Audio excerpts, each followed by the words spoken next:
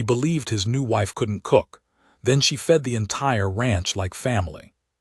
The grocery delivery truck pulled into the ranch driveway at 4:30, and Priya watched it from the kitchen window without blinking. She knew what was in those boxes before the driver even stepped out. Frozen lasagnas, 6 of them, stacked in a brown paper bag with a receipt folded over the top. She had seen Dale on his phone the night before, typing with the careful, slow precision of a man who did not want to be caught doing what he was doing. She had said nothing. She had turned back to the stove and stirred the pot of lentils she was making for the 3rd time that week, and she had told herself it did not mean what she knew it meant. It meant exactly what she knew it meant. Dale Hutchins was 52 years old, and he had been running cattle on this land since he was 22. The ranch sat on 400 acres of rolling Central Texas terrain, the kind of land that looked flat from a distance, and then surprised you with its sudden drops and ridges once you were on it. There were 3 barns, a water tower that had not worked properly in 6 years, a fence line that stretched so far west it disappeared into the heat before it ended, and a main house that had been built in 1974 and added to so many times since that no single architectural style could honestly claim it. Dale knew every inch of it. He knew which gate hinge would stick after rain, which section of the south pasture flooded first, which of his 12 ranch hands liked their coffee black, and which one, that was Everett, took it with so much sugar it could stand a spoon upright. He knew the land the way people know their own heartbeat, without thinking, without looking, just knowing. What he did not know was his new wife. He had married Priya 4 months ago, in a small courthouse ceremony that neither of them had planned to be small, but ended up that way because planning felt like too much pressure, and pressure felt like a reason to stop. They had met 3 years earlier at a livestock equipment expo in San Antonio, which was not the kind of place anyone expected to meet the person they would eventually marry. Priya had been there representing a graduate research project on sustainable grazing practices. Dale had been there to look at a new type of water trough. They had ended up at the same coffee cart at the same moment, both reaching for the last cup of anything that was not decaf, and he had let her take it, and she had laughed and said she owed him, and he had said she could buy him a real cup somewhere that did not smell like cattle feed. She had bought him that cup, and then another, and then 3 years later she had married him. Priya was 38. She had grown up in Chennai, India, in a house where the kitchen ran from 5 in the morning until 10 at night, and her mother treated cooking the way other women treated prayer, seriously, daily, without shortcuts. She had come to Texas at 24 for graduate school, earned her degree, taken a research position, and then somehow stayed. She had grown to love the state in the odd, complicated way people love places that are not quite theirs, with a mix of genuine affection and permanent mild bewilderment. She had never lived on a working ranch.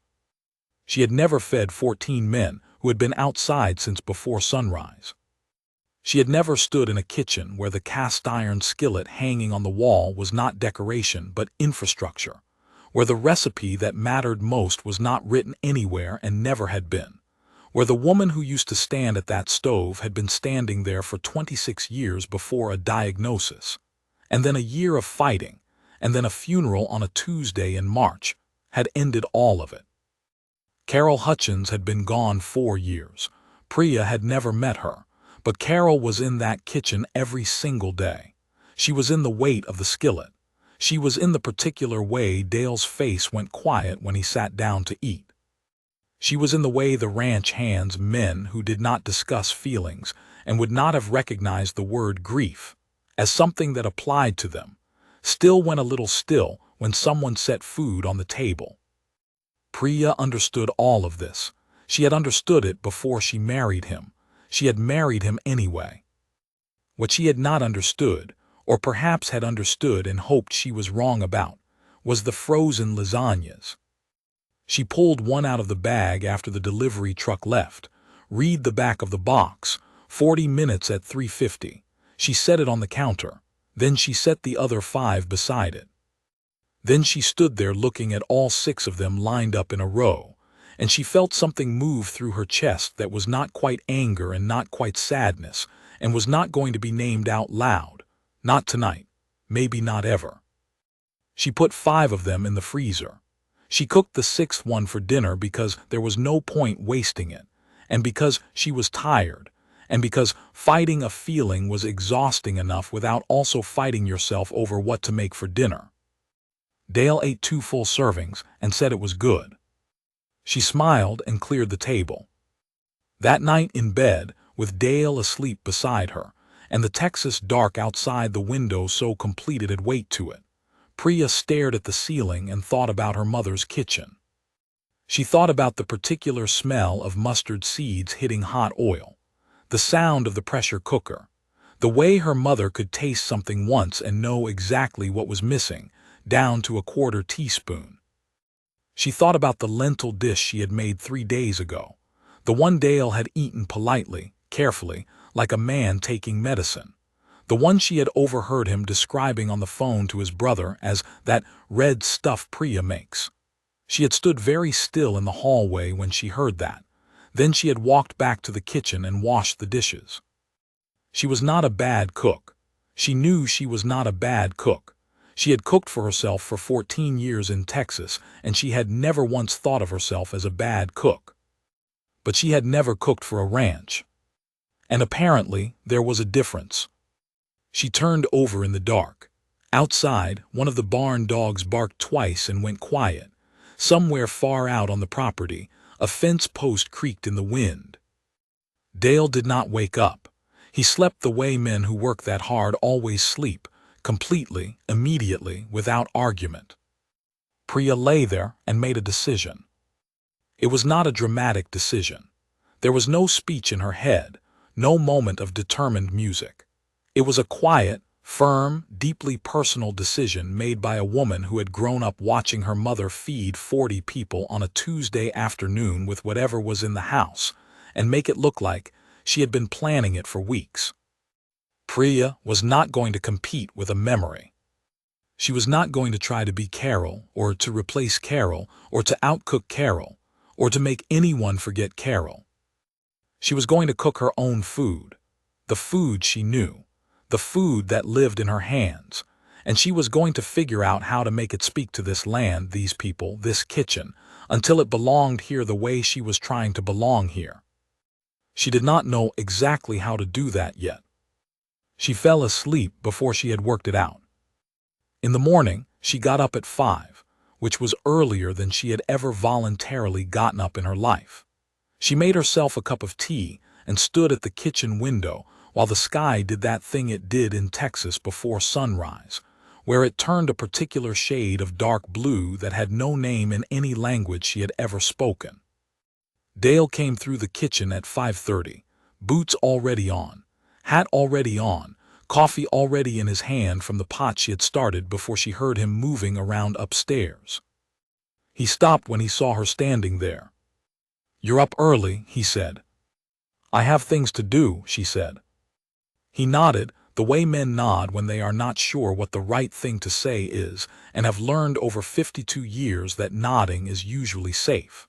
Then he went out the back door, and she heard his boots on the porch steps, and then the morning swallowed him. She put her cup in the sink. She pulled out a notebook. She started writing down everything she knew. The first thing Priya wrote was a list of every dish she could make without thinking. It ran to 3 pages. Then she wrote a second list. Every ingredient she had seen in this kitchen, every flavor she had tasted in Texas food, every smell that came out of the dining room when Everett or one of the other hands made something on the weekends. Then she drew a line down the middle of a blank page. On one side she wrote, "What I know." On the other side she wrote, "What they know." She stared at the 2 columns for a long time. Then she picked up her phone and drove 40 miles to the nearest Indian grocery store she knew of in San Antonio. She bought fenugreek, tamarind paste, dried red chilies, cardamom, whole cumin, a particular kind of lentil her mother had always used, and a bag of basmati rice so fragrant it made the woman at the checkout counter look up from her register and take a breath. She stopped at the regular grocery on the way back and bought butter, heavy cream, dried pinto beans, and a whole rack of short ribs that the butcher recommended without being asked. She drove home with the windows down. She did not know what she was making yet, but she was going to figure it out. And this time, nobody was ordering frozen lasagna. 3 days later, Dale came in from the south pasture at lunchtime and stopped in the doorway of the kitchen. Something smelled different in there. Not bad, not wrong, just different, rich and deep and layered in a way that made the air feel heavier than usual. He stood there with his hat in his hand and his brain trying to identify what he was smelling. He couldn't. He sat down at the table. Priya set a bowl in front of him. Short ribs, slow-cooked in something dark and smoky and fragrant, served over rice. A small dish of something cool and white on the side. He picked up his fork. He ate. For a moment, the kitchen was very quiet. "What is this?" he finally said. "Dinner," she said, and sat down across from him. He ate 2 more bites. 3. He looked up at her once and then looked back down at the bowl, and she watched his face do something complicated that he was not going to explain and she was not going to ask about. Everett came in for a cup of water and stopped dead in the doorway. He looked at the bowl. He looked at Priya. "Can I?" he started. "There's more on the stove," she said. He got himself a bowl. He sat at the far end of the table. He ate in silence, which was how Everett did most things. When he was done, he stood up, rinsed his bowl, set it in the rack, and said, without turning around, "My grandmother used to cook with something that smelled like this."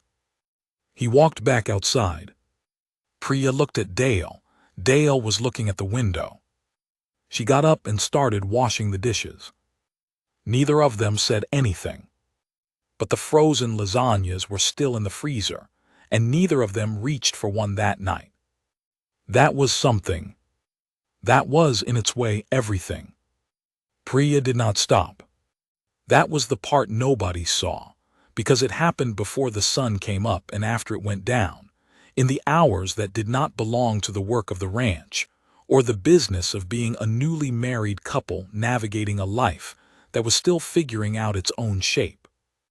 She called her mother in Chennai on Thursday nights, standing at the kitchen counter with the phone propped against the spice rack and a notepad in her hand.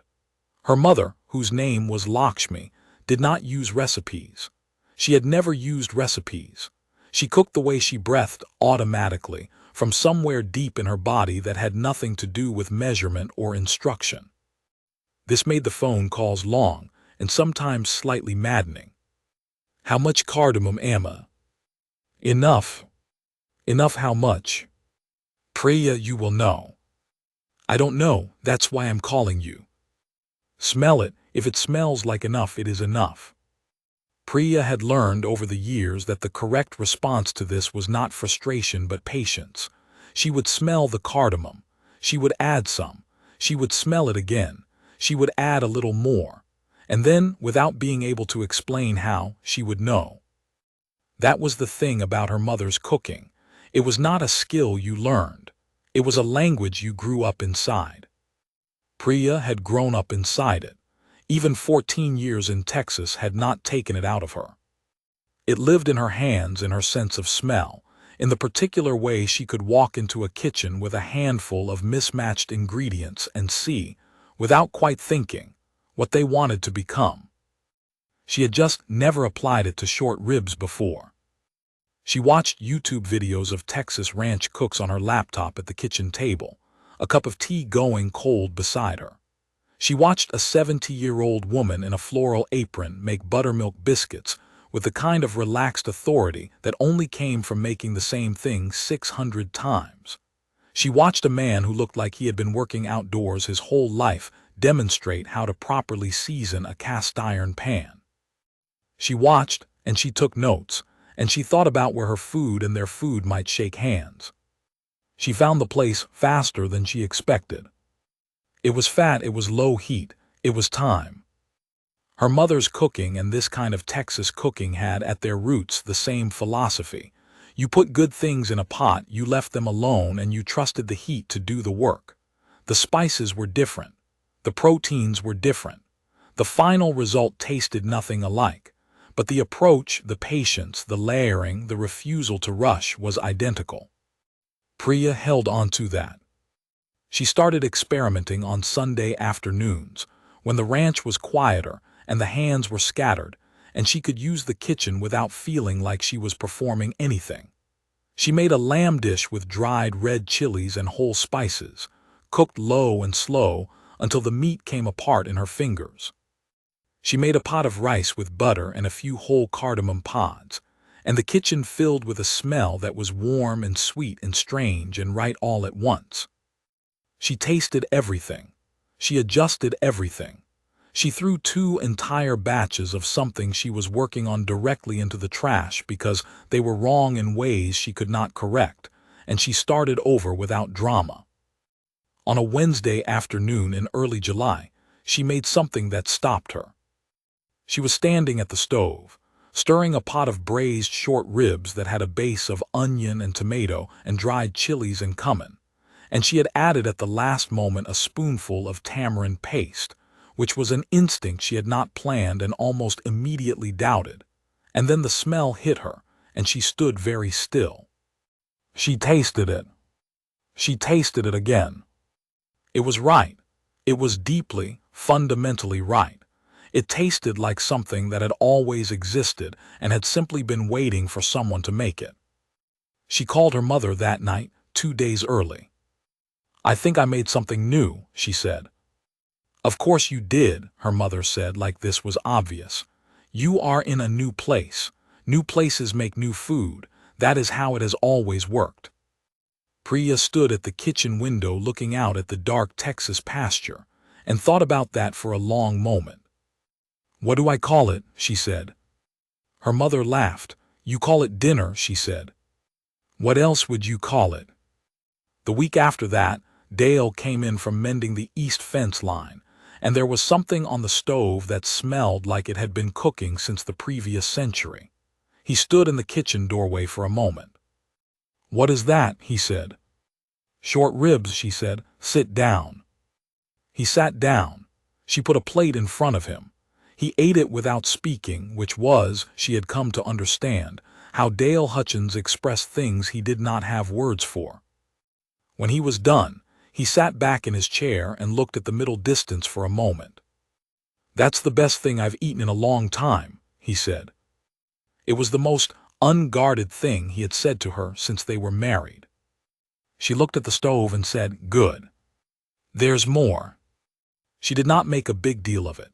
She did not need to. She filed it away in the quiet part of herself where she kept the things that mattered, right next to the memory of 3 jars of fenugreek appearing in the spice cabinet one morning when she came downstairs, with no explanation, placed there by hands that did not know how to say what they had meant by ordering them. She had not mentioned the fenugreek. He had not explained it. They had both moved through that kitchen for the next 3 days as though nothing had changed, and everything had. Then August came. And with August came the kind of problem that turns into a story people tell for 20 years. It started with a phone call. Dale got it at breakfast, on a Tuesday morning that had already decided it was going to be the kind of hot that made everything irritating. He was sitting at the kitchen table with his second cup of coffee and a list of things that needed doing before the end of the week, and his phone rang, and he answered it. And after about 45 seconds, his face changed in the way faces change when something that was supposed to be simple has just announced itself as a problem. Priya was at the counter, slicing tomatoes. She watched his face without watching his face, which was something she had gotten good at. He hung up, sat still for a moment. Then he said, "Catering truck is stuck." Branding season. The 2-day working push that happened every August, when Dale's ranch combined efforts with 2 neighboring ranches, and everybody showed up, hands, families, a few people who seemed to materialize specifically for this event, and then disappear back into the countryside until the following year. 14 ranch hands, 2 neighboring families. Chuck Waverly, the large animal veterinarian who drove out from Fredericksburg every year and whose entire personality seemed to have been shaped by decades of early mornings and difficult cattle. 43 people, give or take, who needed to be fed by noon. The catering truck Dale had arranged, a decision he had made quietly without discussing it, which Priya had noticed and filed away without comment, had broken an axle on the highway 12 miles out. The driver had called 3 other trucks.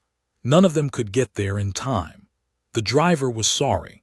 He would refund the deposit. Dale set his phone on the table. He looked at the list in front of him. He looked at his coffee. He looked at the window. Outside, trucks were already pulling into the long driveway. The day had started whether anyone was ready for it or not.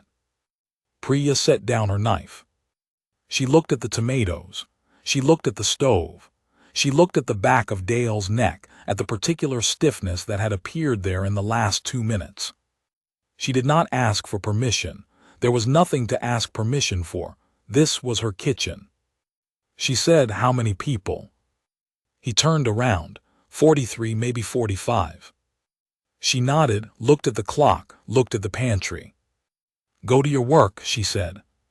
He stood up slowly, like a man who was not sure what was happening, but had the good sense to recognize that arguing about it was not an option. "Priya." "Go," she said. "I have this." He went. The screen door swung shut behind him. Priya stood alone in the kitchen for approximately 30 seconds. Then she picked up her phone, opened the contact labeled Bet Calloway, and called it. Bet was the wife of Dale's nearest neighbor, a practical woman in her mid-50s with short gray hair and the kind of steady, unflappable energy that came from raising 3 boys on a working ranch. She answered on the second ring. "Catering trucks down," Priya said. A pause. "I heard. I need help." Another pause, this one different. "How much help?" "Whatever you can bring me. People, ingredients, pots, especially pots." A silence that lasted almost no time at all. "Give me 20 minutes, Bet said." She was there in 15, with her truck bed loaded with a 30-quart stock pot, 2 large cast iron pans, a 50-pound sack of rice, and her daughter-in-law, a 24-year-old named Claire who looked slightly alarmed but was clearly not the kind of person to back down from a situation. Priya met them in the driveway. "Tell me what to do," Bet said without preamble, which was exactly the right thing to say. Priya told her. What happened in the next 3 hours was the kind of thing that is very difficult to describe accurately, because the people who were there afterward all described it slightly differently, and none of them were wrong exactly, but none of them had the full picture either. What they each had was the piece of it they had been inside of. Bet had the stock pot. She stood at the large gas burner and followed Priya's instructions with the focused attention of a person who respected a clear set of directions, and she made a lamb stew with dried red chilies and whole spices that filled the kitchen with a smell so deep and layered it seemed to come from the walls rather than the pot. Claire had the rice. She was given a specific ratio: 1 part rice, 1 3/4 parts water, heat on high until steam, then low until done. Do not lift the lid, do not stir, do not look at it with doubt. And she followed it with the nervous precision of someone being given a task they understood was important, and she got it right on the first try. A teenager named Josie, who had come with one of the neighboring families and had nowhere particular to be, wandered into the kitchen at some point and stood watching with the wide eyes of someone who had walked into something she had not expected. Priya handed her a mortar and pestle and a pile of whole spices and told her to grind them. Josie ground them. She cried a little, not from sadness, but from the fumes of the cardamom, and the raw sensation of doing something with her hands that felt ancient and right. The wives of 2 ranch hands appeared at the kitchen door and were immediately given aprons and assignments. One of them, a quiet woman named Donna, turned out to have a gift for flatbread that she had apparently been hiding from everyone for decades. She moved around the griddle, Carol's old griddle, the one Dale used for pancakes on the rare Sunday mornings when he had time, with a confidence that surprised even her. Priya moved through all of it. She tasted things. She adjusted things. She caught a pot before it boiled over and handed a ladle to someone who needed one, and told Claire the rice was perfect without lifting the lid because the steam coming from the edges told her so. She did not raise her voice once. At 5 minutes to noon, she stood in the middle of the kitchen and looked at what they had made. Lamb braised with dried chilies and whole spices and tamarind, dark and rich and smelling like a place that did not exist on any map, but that everyone would recognize the moment they tasted it. Rice cooked correctly, each grain separate, slightly fragrant from the cardamom she had added at the start. Flatbreads in a stack covered with a clean towel to keep them warm. A large bowl of cool cucumber and yogurt with mint from the garden outside, because she had spotted the mint 3 weeks ago and had been waiting for the right moment to use it. She had not planned any of this. She had made it from what was there, the same way her mother had always made things, the same way her mother's mother had made things, the same way food had always been made by the people who understood that feeding others was not a performance. It was a conversation. "All right," Priya said, to nobody in particular and everybody at once. "Let's feed them." The tables had been set up outside in the long shade of the barn, where a slight breeze moved the heat around just enough to make it bearable. The hands came in from the morning's work in the way men come in when they are genuinely tired, not complaining, just quiet, moving toward food and water with the directness of people who have earned it. They stopped when they smelled it. Not all at once. One by one, as they came around the corner of the barn, they slowed, looked up, looked at each other. Everett was first to the table because Everett was always first. He looked at the food. He picked up a piece of flatbread. He tasted it.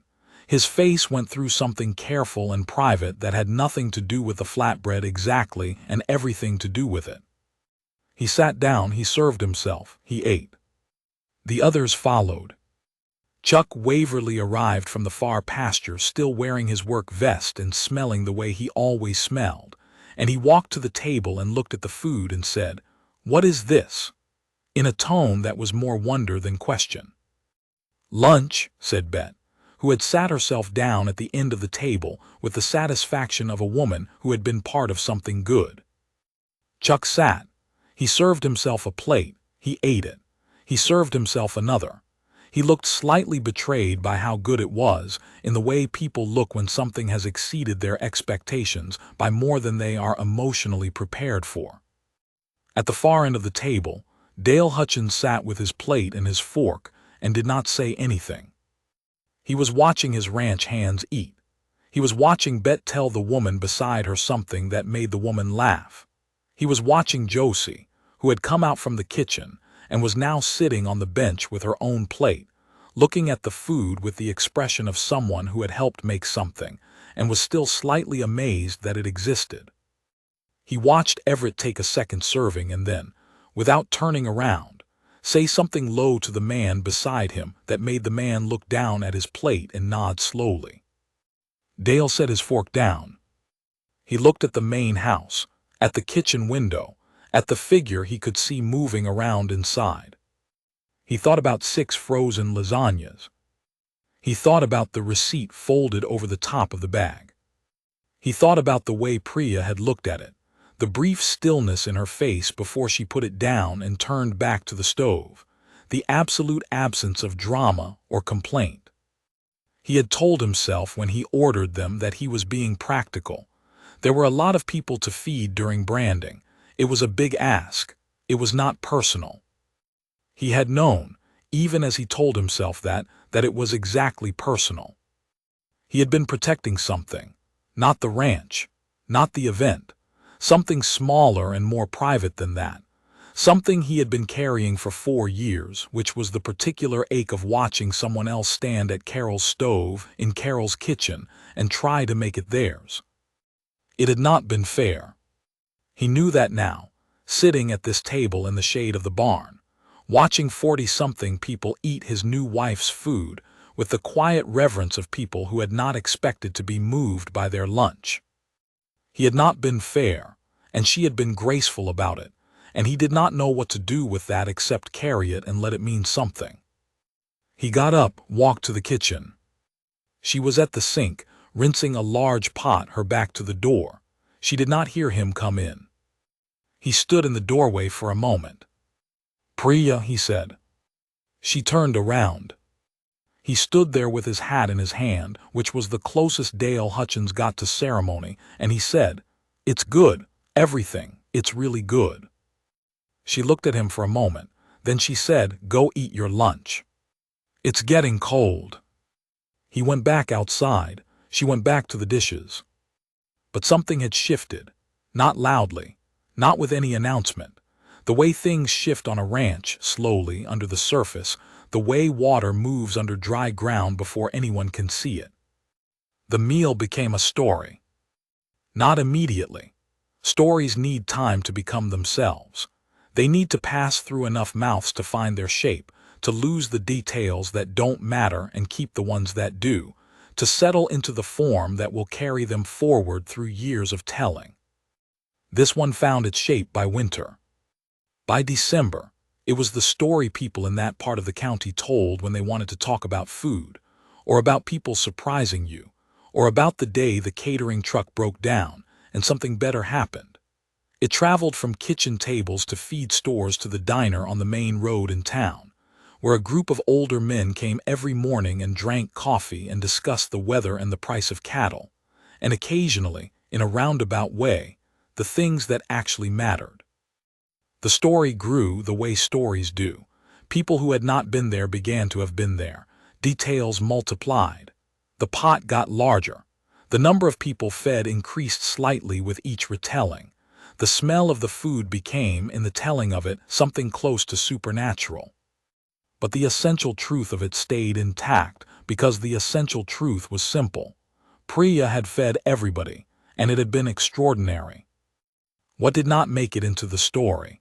Because it was too quiet, too interior, too much the private business of two people finding their way toward each other, was what happened in the weeks that followed. Dale came home one evening in late September to find a small ceramic pot of something simmering on the back burner of the stove. He did not ask what it was. He sat down at the table and waited. She brought him a bowl. He ate it. He said it was good. She sat down across from him with her own bowl, and they ate together in the particular quiet that was not absence but presence. The kind of quiet that two people build together over shared meals and shared mornings, and the steady work of learning who another person is. He had started asking questions. Not many, not all at once, but slowly, in the way people ask questions when they are genuinely curious and also slightly embarrassed to have taken so long to be genuinely curious. "What is that spice?" "Fenugreek. It is slightly bitter on its own, but in a dish it gets round, warm." "Where does it come from?" "Originally, South Asia, North Africa, parts of the Mediterranean. My mother uses it in almost everything." He nodded, ate another bite. "What does she cook?" Priya looked at him. It was the first time he had asked about her mother's cooking. "Many things," she said. "I'll tell you sometime." "Tell me now," he said. So she did.